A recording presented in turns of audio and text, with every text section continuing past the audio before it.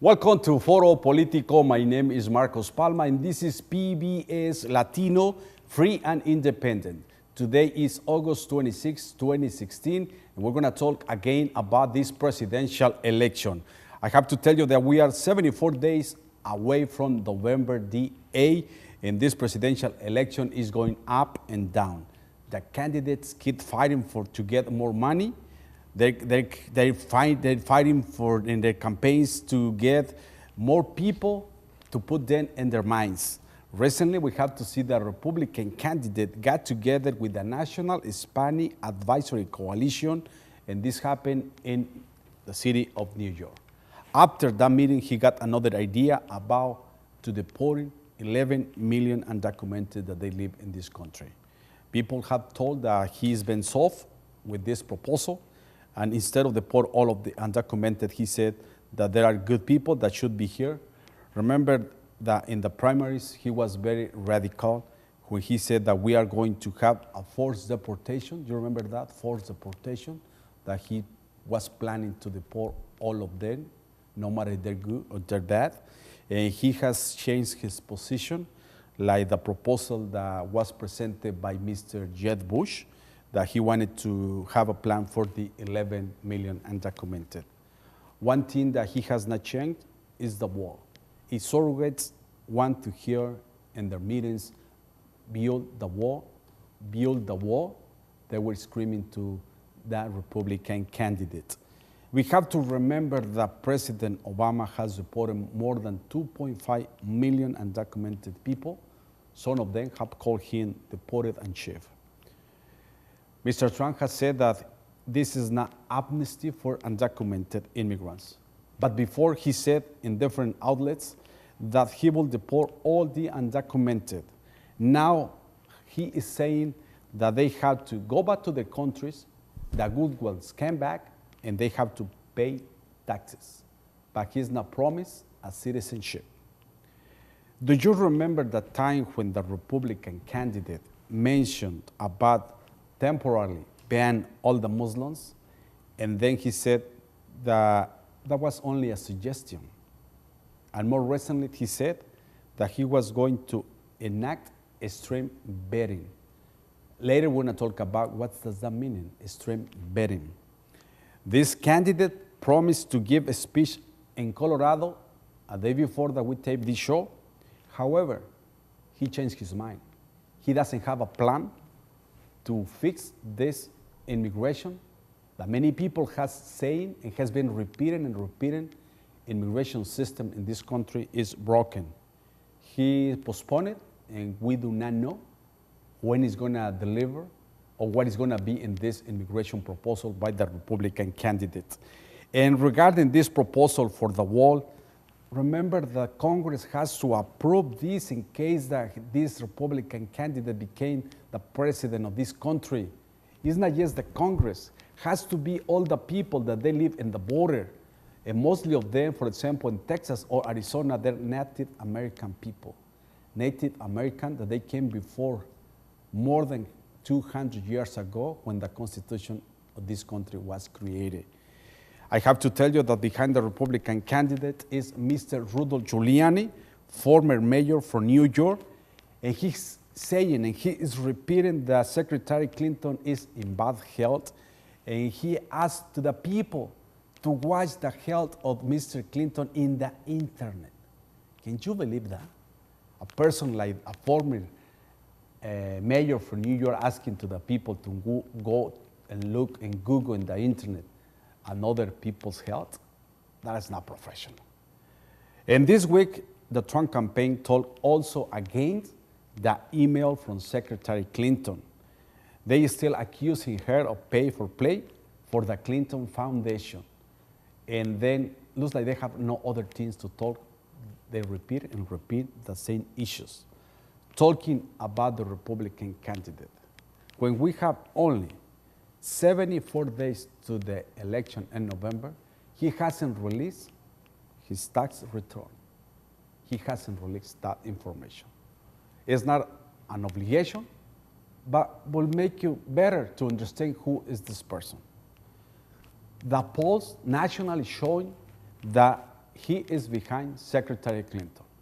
Later, we're going to talk about these polls, national, by state, and you can see that Secretary Clinton is ahead of the Republican candidate.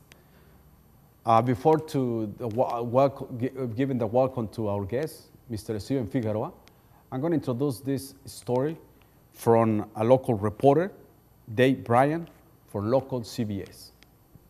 Actually see Hillary Clinton during her 3-day California swing is if you fork over thousands of dollars to her campaign in the Democratic Party or watch a late-night TV show. Her fundraising march through California started where else? At a reception in Beverly Hills, at the home of Magic Johnson, seen here speaking with Congress members Brad Sherman and Maxine Waters. L.A. Mayor Eric Garcetti was there too. Cost to attend, $2,700, and that's the cheap seats. Throw in a dinner later at the home of Chaim and Cheryl Saban up the street, and a photograph with Clinton, and the total cost could run as high as $27,000 to be a co-host, or $100,000 per couple to be hosts.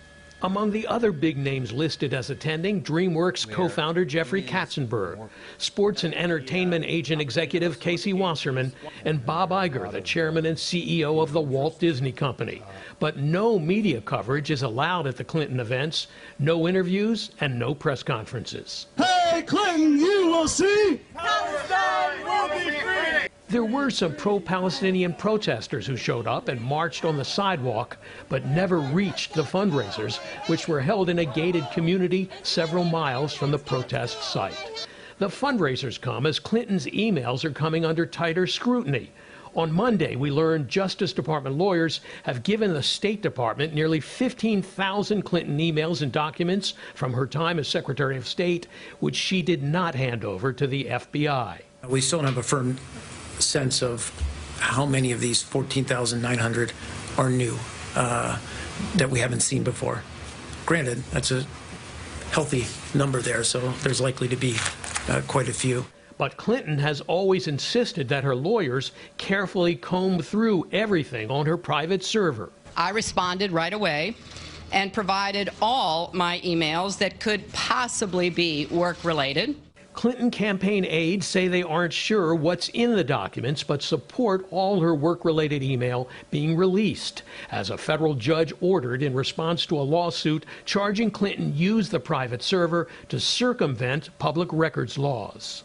Donald Trump has his hands full now as well. His primary campaign pledge to deport as many as 11 million immigrants who are in the country illegally is now under review, even though Trump denies he's retreating. No, I'm not flip-flopping. We want to come up with a really fair but firm answer. But one participant in a weekend meeting with Trump about the immigration issue said they talked about a more humane way of resolving the problem without rounding up immigrants and deporting them. People don't necessarily go back to their country of origin, but will go back to their embassies or consulates, do a touchback there, and then that way become documented. But in an interview on Fox News with Bill O'Reilly, Trump said this about his plan to deport immigrants who are in the country illegally. We're going to get rid of the bad ones. The bad ones are going to be out of here fast. Right. They're going out fast. They're going to be out of here so fast your head will spin. As far as the rest, we're going to go through the process like they are now, perhaps with a lot more energy, and we're going to do it only through the system of laws. How can we understand this candidate? Well, first of all, Mr. Figueroa, thank you very much for supporting us. Thank you very much for being again in this Foro Politico. After seeing this report by David Bryan from the local CBS in Los Angeles, how can we understand this Republican candidate, particularly about immigration? Because it looks like he changed his mind after that he got together with the National Hispanic Advisory Coalition that happened in New York. Now, is he flip-flopping? Well, first of all, we're dealing with a multi-personality individual, obviously. Not a doctor, but it is what it is. And as far as the National Hispanic Advisory, I was the national vice president for MAPA. I've been involved in local LULACs. I've been involved in multiple Latino organizations. Nobody knows who this National Advisory Hispanic Committee is. We believe that it's just made up. It's paid for by Donald Trump because no one knows who they are. They're not elected. They're not appointed. These aren't national Latino leaders. These are handpicked Donald Trump yes people. When you heard about that he was going to get together with Latino leaders, they supposedly political leaders and other people, what came to your mind? Like saying, how is he going to get with Latinos after like he insulted the Mexican immigrants? Well, most Latino leaders I know would have punched him in the nose. But these Latino leaders that supposedly, who they withheld most of their names, who they are, no one knows who they are. So well, we looked it up, we couldn't find them. Me and my friends, Latino leaders, the chair of the California Hispanic Chamber, other local leaders, no one knows who they are. I have to tell you, our audience, that I found out about one of them is Jacob Montilijo Monti. He's an attorney from Houston, Texas, and one of the ladies is Helen Aguirre Ferre.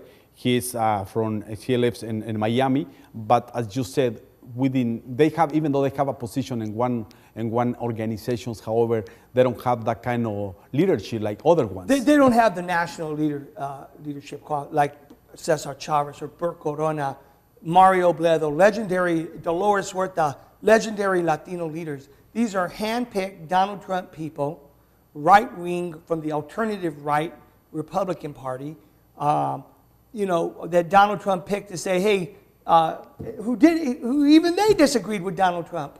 And I was curious about the Mr. This, I don't want to say their name, but this Republican candidate.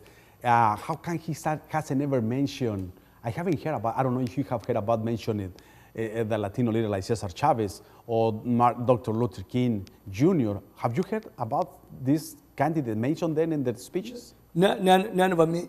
How can he associate then with the Latinos or the African American when he did not even mention in his speeches? That's the other side of America Donald Trump lives on. He does not understand the Latino or the people of color, African American communities.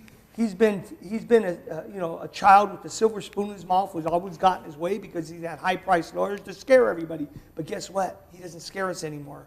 And the big bad wolf is going down. Do you think that after that meeting with this National Council Advisory, he changed his mind? Like saying in the primaries, he was saying, immigrants, they're rapists, they're criminals, and now I'm going to build the wall. Even though in the Republican convention, he kept repeating that. And now after that meeting, he changed his mind and that he's going to be soft because he wants to change to move in the center of the party or try to get like the other candidates were proposing, for example, Jeb Bush, that he was not working about for an amnesty, but he want to help those undocumented people that they live in this country. If you look at the local news stations, CNN, Fox, even MSNBC, what they're saying is that Donald Trump is trying to appeal to the moderate Republicans because they feel he's so far to the right that he scares them, and they're all going over to Hillary. So Donald Trump's trying to placate the minority community is only trying to bring the moderate Republican back, but it's not working. Because he's had so many changes. This is his third or fourth. Hillary said it's like watching The Apprentice. He keeps firing everybody in his campaign manager, and he's realizing he's losing in the polls. Battleground states. Arizona's become a battleground state. That's been a Republican state forever. Nevada's become a battleground state. North Carolina, traditionally Republican states are going Democrat, and they're predicting a landslide victory. He sees the writing on the wall, and he has to change. Hold your talks, Mr. Figueroa. We had to take our first break. But when we come back, we're going to talk about the speech by Secretary Clinton that she was in Reno, Nevada a day before. And then that day that we taped this show, the Republican candidate was also in Nevada. It's getting closer that this election, but it's so important for you, for everybody to take action.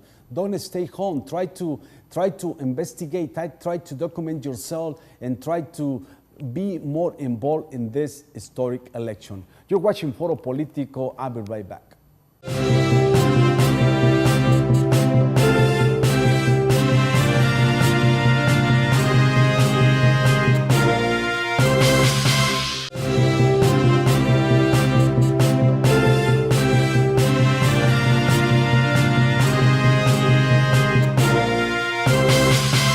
you for joining us. This is Foro Politico. Now we're going to show some of the spots by the Clinton campaign.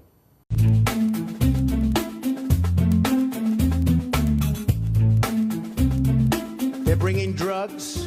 They're bringing crime. They're rapists. I'll use the word anchor baby.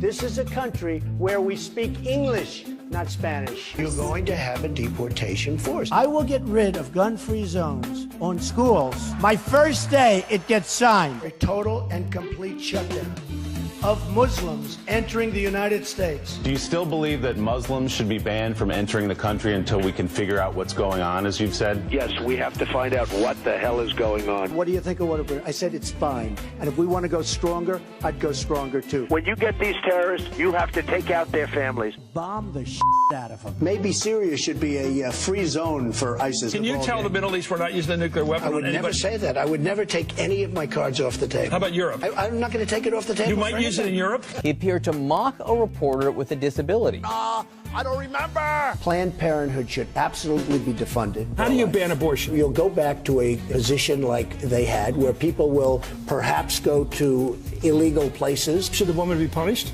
for having an abortion? There has to be some form of punishment. Will you condemn David Duke and say that you don't want his vote or other white supremacists? I don't know anything about white supremacists, so I don't know. Knock the crap out of them, would you? Like to punch him in the face. Everything I say I'm going to do, folks, I do, okay? Believe me, I do. Everything I say, I'm going to do it, folks, is what he said in this speech, and is one thing that he's repeating that was before. Do you think that he really changed? Or he really, when he go to those speeches, says, give me a chance to the African Americans. He's screaming to give him a chance that he regrets now. I think he more than regrets it. I think once the bell was toned, you can't untone it. And that he's realizing that America's about to say, Donald Trump, you're fired. Do you think that will happen? Oh, definitely. Do you don't trust a man like saying first one thing and then change his mind, saying something else? Well, he's a liar, obviously. All that shows is Donald Trump is a congenital liar. He appears to have some type of multi-personality disorder. Then, do you think that businessman, a businesswoman, works like in that line like this, candidate Republican, that depending on the situation, he will do things, doing favors to somebody that gives back something to him? No, almost all business people I know are ethical of the highest standards and worry about their reputation. Donald Trump seems to do the opposite, that he's going to overwhelm you with negative and debt and lies, to that people fear him. People fear him because he has the money to give bad publicity. He says that. He's the king of debt. He's the king of bad publicity. He said that anytime any citizen said about him, it's a boost. We've seen that many Republicans, they're giving back to him. They're not supporting this Republican candidate. And now, according to CNN, one of the famous reporters in CNN, Mr. Paul Wolfowitz, he said that he maybe have to vote for Mrs. Clinton, Secretary Clinton. I believe the Republican Party may be dead. Donald Trump has single-handedly killed the Republican Party. They need to either decide they're going to rename it the Trump Party, not the Republican Party. That's obvious. That's already occurred. And they need to decide whether to establish the new Republican Party, because clearly this is no longer the party of Lincoln. It's no longer the party of Reagan. This is the party of Trump. And it is no longer the Republican Party. It is the Trump Party. You, Mr. Figueroa, you know more than myself about politics in this country. Talking about candidates for the White House, have you ever seen a candidate that doesn't release his taxes before? Well, it didn't start. How did the people have to take that? It didn't start occurring to, I believe, the mid-50s with Eisenhower and others. In fact, I think Harry Truman did it himself. But it demonstrates an air of suspicion of unethical behavior. What don't you want the American public to know? Well, you're talking about Hillary's emails. We're more concerned about your illegal practices with the Russian mafia, his illegal practices with the regular mafia, his employing of hundreds of undocumented workers and then not paying them and getting a federal order to pay them. So Donald Trump is basically, he's basically smoke and mirrors, and he's fooled a lot of uneducated blue-collar workers. When you hear about that he switched his whole campaign management, what was your take on that when he switched and get another people to handle his campaign because his numbers were down, he was plummeted? I always look at what we're not being told. And what it tells me is there must have been a huge fight in the campaign for Donald to say, you're fired. And many of the people are afraid to speak because he has non-disclosures in all the contracts, which may be smart for him, but for the, I believe before the month is over, he will have a new campaign manager again. Well, right now we have the news, the breaking news by CNN, according to CNN Money, that his campaign chief, Mr. Steve Bannon, he's facing multiple charges, including one for misdemeanor domestic violence. And then that will be as the beginning of another switch in his campaign. Do you think that? Well, that's true, but remember, Donald Trump was encouraging people to hit people during his campaign. If you speak out, I mean, people, there was violence going on in his town hall meetings, and he would encourage it. He would say he would punch somebody. Donald Trump said he would stand in the middle of Times Square and shoot people, and they would still vote for him. So this guy is reflective of Donald Trump, and I do predict within 30 days he'll have a new campaign team. I mean, this campaign's over. We need to start calling Madam President. About this new campaign manager and the new chief manager for his campaign for the Republican candidate, they mentioned about that he's associated with the alt-right, more extremists. Alt-right is like alternative right. Can you explain us what does that mean? The alternative right, know about that. A term that has been designated by the Southern Christian Law and Poverty Center is the David Dukes, the Ku Klux Klan, the white supremacists, and they're also trying to justify it by calling it the white nationalist movement in order to soften it. It comes from, there's a lot of it going on in Europe in the nationalistic movements, and it's basically trying to mainstream the Ku Klux Klan, the Nazis, the white supremacists, that mentality. And they have clearly taken over the Republican parties. And these bold Republicans who were used to speak up are afraid of them and aren't speaking up. They're running like a bunch of cowards. That's why you think many Republicans get away from this Republican candidate, because the Republican Party is not associated with that kind of extremism or radicals. Well, they're not associated with it, but there are a lot of them in the Republican Party. And they're not doing what John Doe said in 1996. If you're a white supremacist, get out of here. I don't want your vote. Okay? And that's what Hillary's called Donald to do, but he won't do it because his father was an avid member and supporter of the Ku Klux Klan. Let's see another spot from the Clinton campaign when they talk about those things that this Republican candidate is doing. I am a unifier. We're going to be a unified party. He is a con artist. A phony. Donald Trump is the know-nothing candidate. Donald is a bully. This is an individual who mocked a disabled reporter. I don't remember. Who attributed a reporter's questions to her menstrual cycle. Blood coming out of her wherever. The most vulgar person to ever aspire to the presidency. The man who seems to only feel big when he's trying to make other people look small. Don't worry about it, little Marco. Gentlemen, the man is utterly amoral. A sign of deep insecurity and weakness. The bullying, the greed, the showing off. I'm really rich. The misogyny, the absurd third-grade theatrics. Count to 10, Donald. Count to 10. He's a race-baiting, xenophobic, religious bigot. A narcissist at a level I don't think this country's ever seen. He would not be the commander-in-chief we need to keep our country safe. This guy is so unfit to be commander-in-chief. His domestic policies would lead to recession. His foreign policies would make America and the world less safe. I bring people together. Everybody loves me. He needs therapy. He's a unifier. Everybody loves me. But now we see Mr. Bush say he needs a therapy. What's your reaction, Mr. Figueroa? Who needs to go to the Improv? These commercials are better than the comedy at the Improv. My reaction is, I hope Donald Trump has seen this, and I hope his children have seen it. An intervention needs to be done. Children of Donald Trump, Ivanka Trump, you need to help your father. Trump Jr., you need to help your father. Just end it while you can. Get him the psychiatric help he needs. He's fallen apart in front of the world. You're making a fool of your family. I mean, please, Ivanka, why don't you run for president? I think people would vote for you, but your father. I have to hold. I have to hold it a little bit. About talking about this situation, the immigration.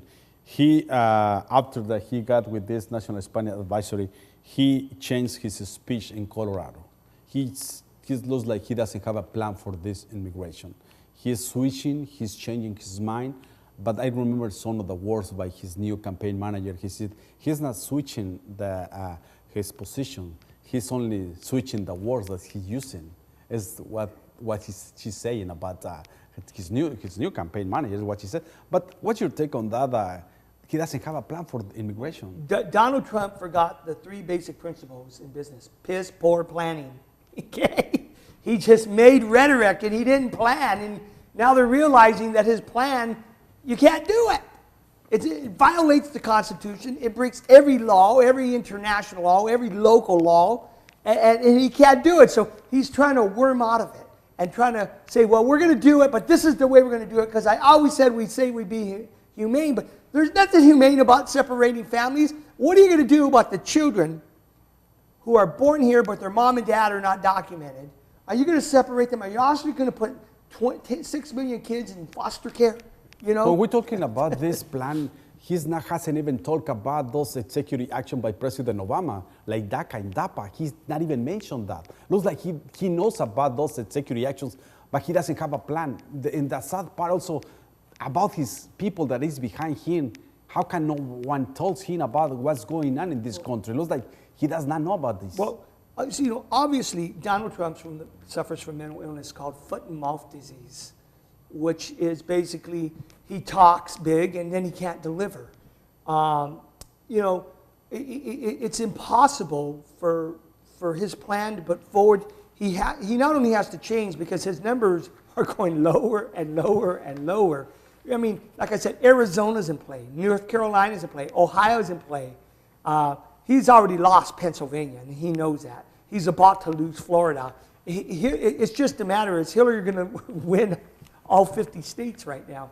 Switching gears quickly before we go to break, Mr. Figueroa, Secretary Clinton is being criticized about this Clinton Foundation. According to the AP News, they said that 85 of 154 private citizens she met with or telephoned during a 2-year period as a Secretary of State had contributed to foundation, and the total is 156 million. What's your take on that when the Clinton Foundation is been helping a lot of countries? Millions of people have benefited because of the AIDS, malaria, education, poverty. What's your take from those people attacking this Clinton Foundation? Well, there's an old saying, you could do 99 things fantastic, but people always are going to remember the one thing you did wrong. And, the one thing the Clintons did wrong was create a perception of impropriety. They broke no laws. It's just the appearance. And she had to meet with the Prince of Bahrain anyway. She had to meet with these people anyway. But she should have there should have been no direct contact between the two. Nothing illegal, an appearance of maybe unethical, but nothing illegal. If she was a lawyer, they probably could go after her for, well, I think she is. Maybe they could go after her bar. And we have to mention also with Mr. Dole, he has the Red Cross. His wife was involved in another foundation. And I have another article here from the USA Today that they mention about those foundations. For example, they put it, for example, the Carter Center, they have a foundation for $79. Ronald Reagan Presidential Foundation, $18.6 million. George Bush Presidential Library Foundation, $2.5 million. Clinton family, Bill, Hillary, and Chelsea, 172 million. George W. Foundation, W. Bush, and 63.6 foundation, and even President Barack Obama, $5 million foundation. That means that the presidents can do those foundation, but they didn't, even though nothing has proved against Secretary Clinton. Well, she didn't break the law. So if you didn't break the law, it's much to do about nothing. People are upset. Instead of looking at Donald Trump's behavior with criminals, with the Russian mafia, it's documented. I was watching it this morning on CNN. It's just unbelievable that it's the greatest thing where I think the press Stephen, wants to steer out. I don't want you to do that, but I have to please hold your thoughts because we have to take another break. Remember, you're watching Foro Politico. When we come back, we're going to show some of the parts of the speech by Secretary Clinton that she was in Reno, Nevada. You're watching Foro Politico. I'll be right back.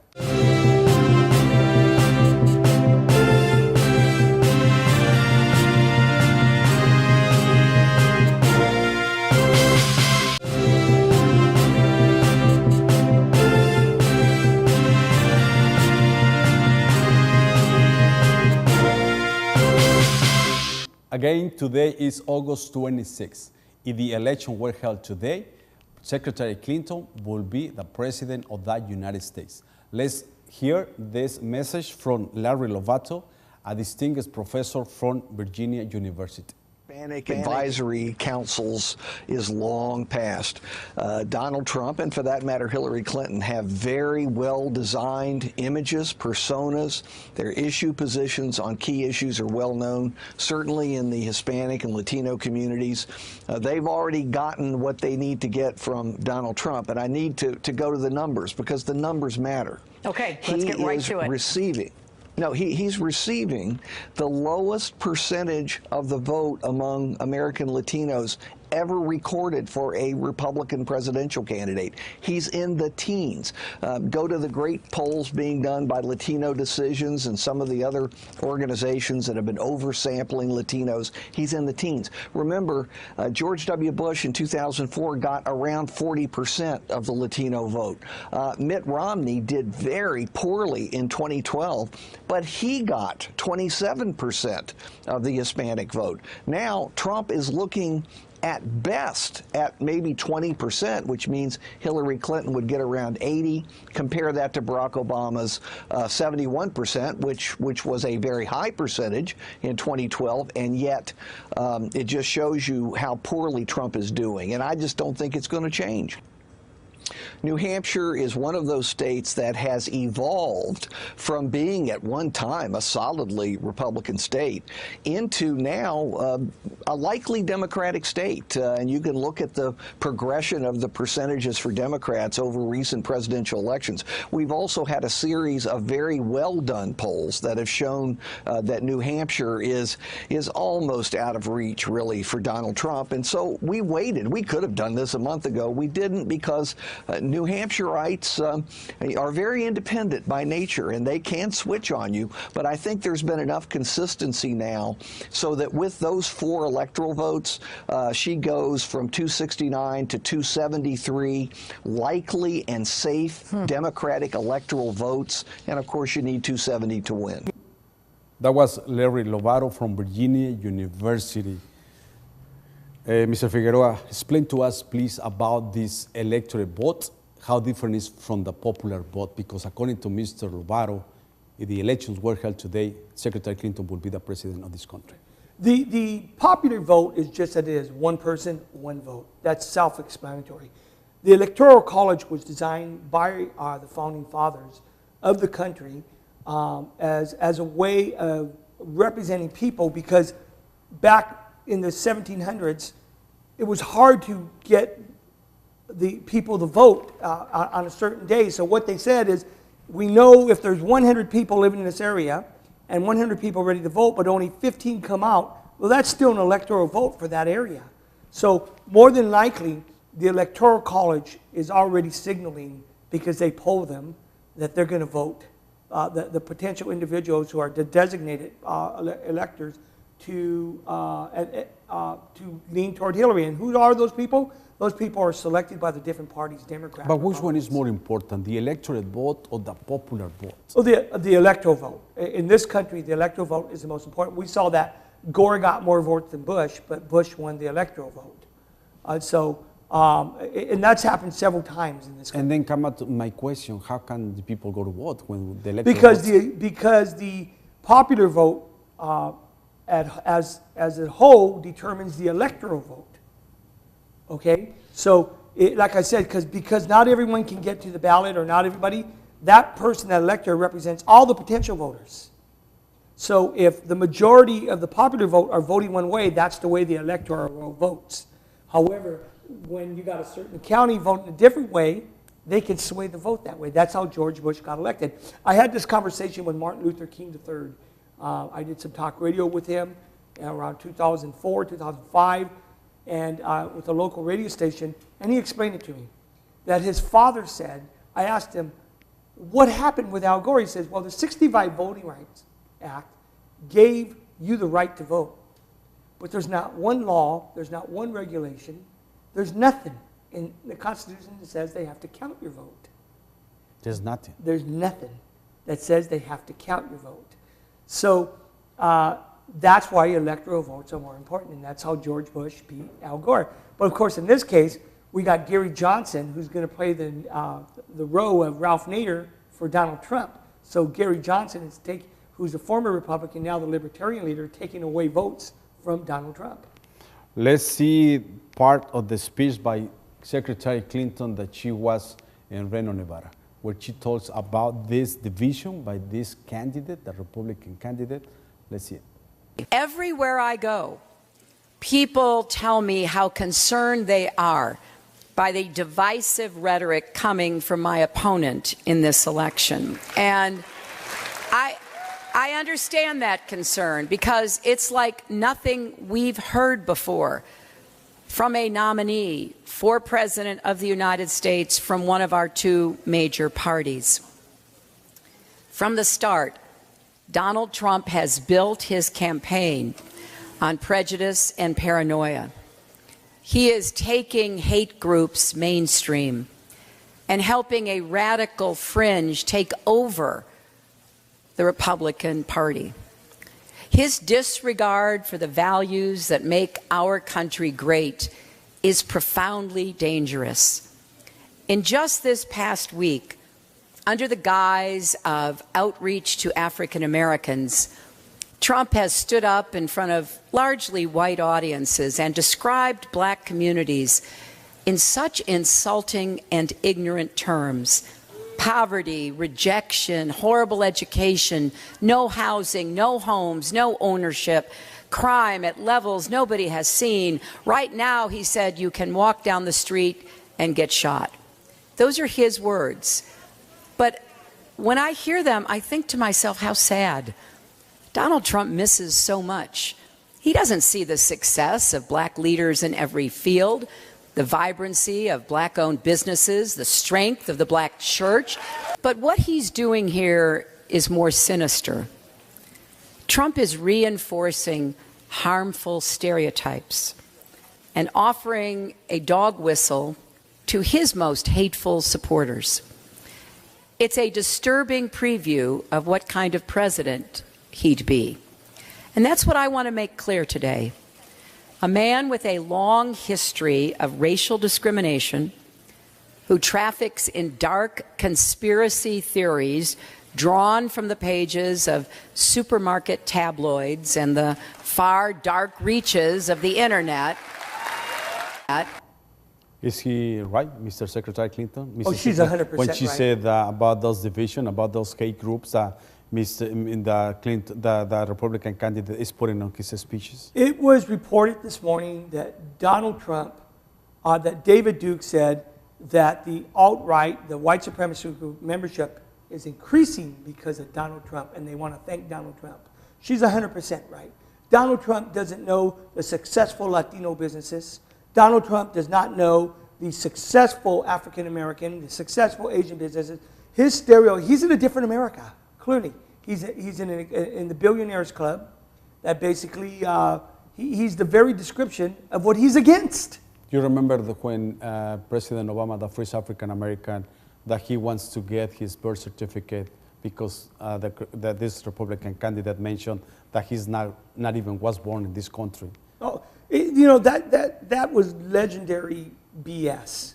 I think Fareed Saeed on CNN said that Donald Trump's the BS king, and it's remarkable how so many people bought into that based on the color of skin. What it did show is Donald Trump, you brought out those people, family and friends, to show us who really is racist, who really is bigot in this country. And we know that now for a fact, which people we called friends or now ex-friends and ex-family members that are racists and bigots. Well, he accused also Secretary Clinton that Secretary Clinton was a bigot because of his policy, because of her policies, that he said that they're not applied to the African Americans because African Americans they poor and they live in those She's come out and conditions. apologized for at the time in the 90s when comments were made. But what he didn't say is that in the early 70s, Clinton went undercover as an attorney to expose racism against African Americans and put her life at risk. He's not saying that, but they did pass some laws that resulted in more African Americans and Latinos going to prison. You know what? That was the political atmosphere of the day.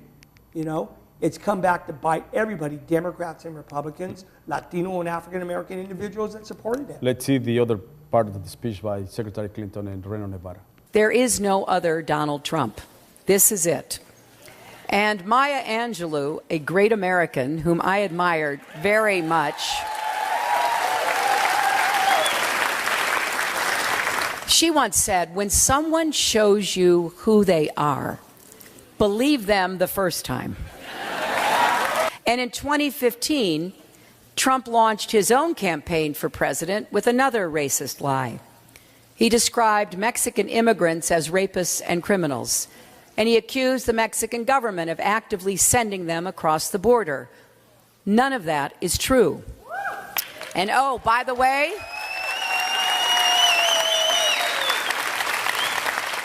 Mexico's not paying for his wall either.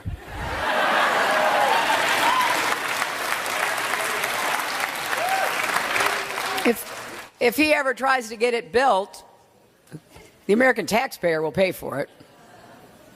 We'll be stuck with the bill. But there has been a steady stream of bigotry coming from him. I think we all remember when Trump said a distinguished federal judge born in Indiana could not be trusted to do his job because, quote, he's a Mexican. Think about that. The man who today is the standard bearer of the Republican Party said a federal judge who, by the way, had a distinguished record as a U.S. attorney, had to go in hiding because Mexican drug gangs were after him, who has Mexican heritage, but just like me, was born in this country, is somehow incapable solely because of his heritage. Even the Republican Speaker of the House of Representatives, Paul Ryan, described that, and I quote, as the textbook definition of a racist comment. And to this day, racist comments, all the kind of things that this Republican candidate has been mentioning about the Mexicans, about this Judge Gonzalo Curiel, and all those things that he's been insulted.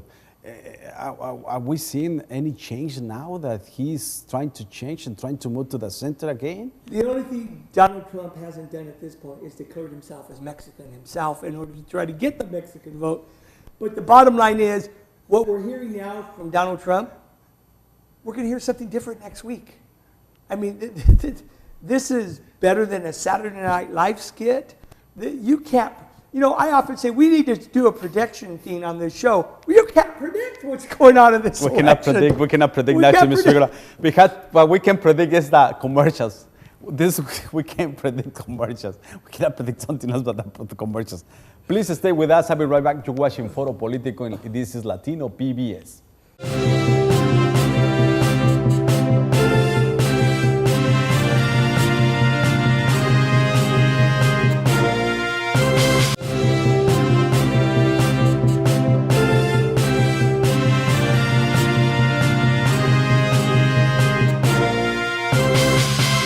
In this segment, we're going to talk about the latest polls, and this is according to the New York Times. According to the New York Times, this is the national poll. Hillary Clinton has 44% against 39% from the Republican candidate. And when we go to another polls, Rasmussen polls 42 for Secretary Clinton, 39 for the Republican candidate.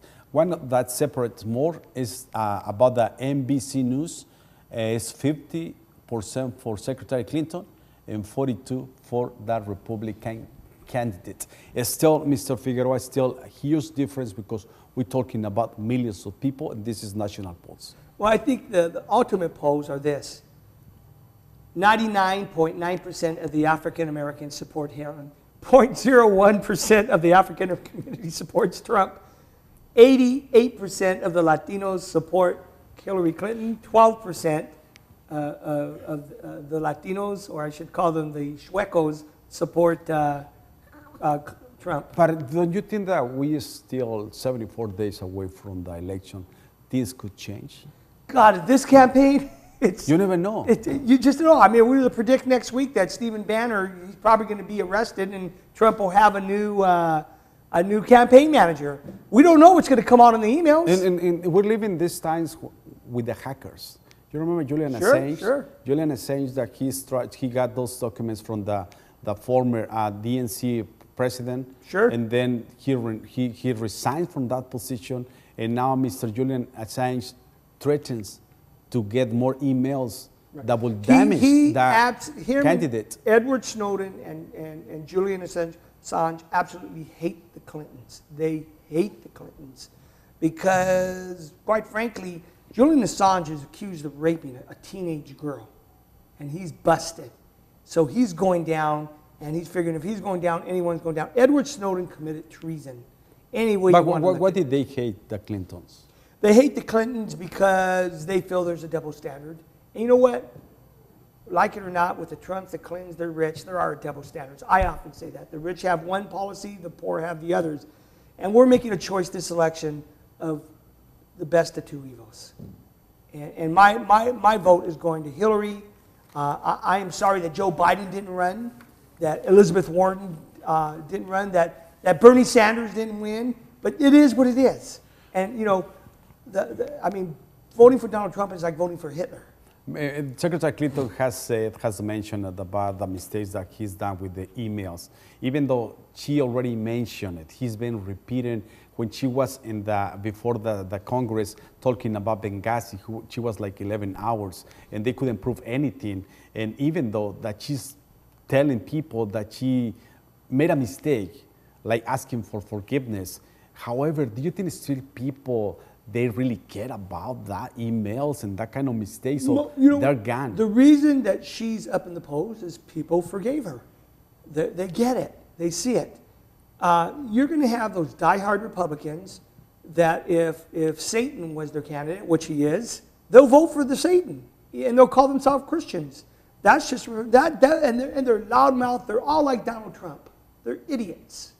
Okay, but the bottom line is on November 8th, when Hillary's elected president, all this is dead. All this right now is just TV advertising. What can we expect from the debates? Okay, you want to do a forecast? You want to predict about the first debate? Yeah, I can. Multiple insults from Donald Trump trying to trigger Hillary. Hillary staying calm and calling him a racist and a bigot. It's going to go back and forth. Who's the biggest racist? Who's the biggest bigot? Who's the biggest liar? It's going to be hilarious. Get your popcorn, get your pizza, and spend the night laughing, but don't let your children watch the debates. Why? Because you never know what Donald Trump's going to say. If our children were acting like Donald Trump, we would discipline them, okay? We have no more time for this show, Mr. Figueroa, but thank you very much. Good. Even though it was a kind of funny show today, I don't know. Oh, man, this is hilarious. It was kind of hilarious show. Before we go, on behalf of everybody that makes possible Foro Politico, thank you very much. See you soon.